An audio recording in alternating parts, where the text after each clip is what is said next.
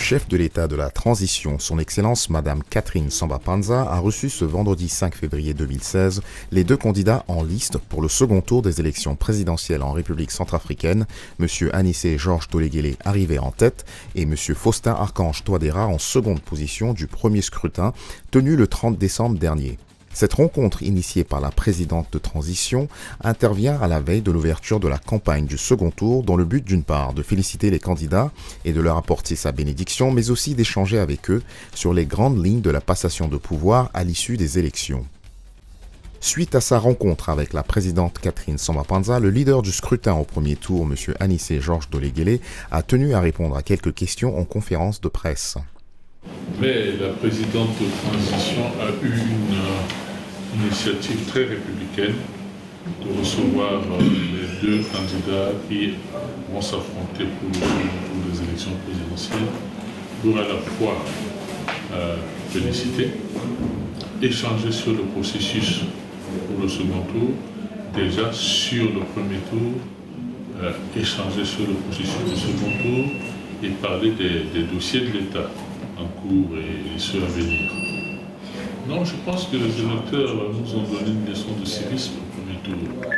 Ils nous ont contraints à un premier tour civilisé, responsable, et ils ont choisi deux parmi les 30 à qui ils ont donné un peu plus de suffrage que les autres.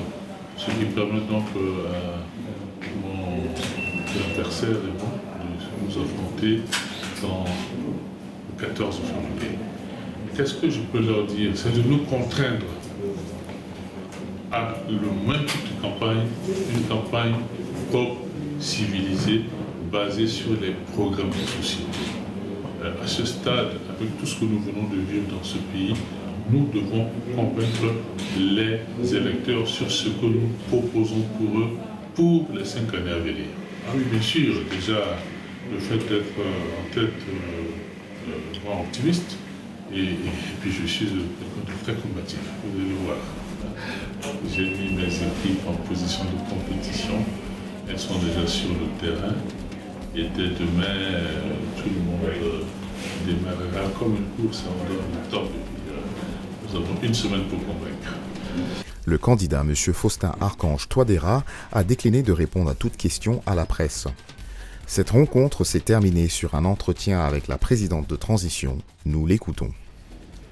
Effectivement, il était important que je reçoive les deux candidats qui vont au deuxième tour. J'ai attendu d'avoir la confirmation par la Cour constitutionnelle du nom des candidats qui allaient au deuxième tour et j'ai attendu également la veille de l'ouverture de la campagne pour les recevoir. Je les ai reçus d'abord pour les féliciter pour le score obtenu et qui leur a permis d'arriver au deuxième tour. Ensuite, l'ouverture de la campagne demain suppose beaucoup d'activités sur le terrain. Il me fallait les encourager également. J'ai tenu à leur rappeler la nécessité pour chacun d'eux de maintenir l'esprit de concorde nationale, l'esprit de cohésion que nous avons eu et de capitaliser tous les avantages du scrutin du premier tour où, comme vous avez vu, il y a eu un engouement, les élections se sont déroulées dans la paix, dans la sérénité, et surtout j'ai voulu leur rappeler leur engagement à respecter le code de bonne conduite avant, pendant et après les élections. J'ai également voulu leur dessiner le déroulement du processus de la gestion du pays dans les prochains jours. Évidemment, il nous faut organiser l'investiture. Et c'est ensemble, avec leur équipe, que nous devons déjà réfléchir sur les modalités d'organisation de cette investiture et des passations des pouvoirs. J'ai également tenu à leur parler déjà de quelques grands dossiers qu'ils trouveront sur la table en arrivant. J'ai voulu également les rassurer sur ma disponibilité à leur donner tous les éléments nécessaires une fois qu'ils seront au pouvoir pour pouvoir gérer correctement les responsabilités qu'ils auront à assumer. Ils étaient très satisfaits de ma démarche. Ils attendaient ça en fait. Ils souhaitaient me rencontrer. Ils n'osaient pas demander une audience parce qu'ils se sentaient mal à l'aise compte tenu de ce qu'ils allaient tous en compétition. Et le fait pour moi d'avoir pris cette initiative les a rassurés. Et ils étaient contents de venir à cet entretien qui leur a permis d'exprimer également certaines préoccupations.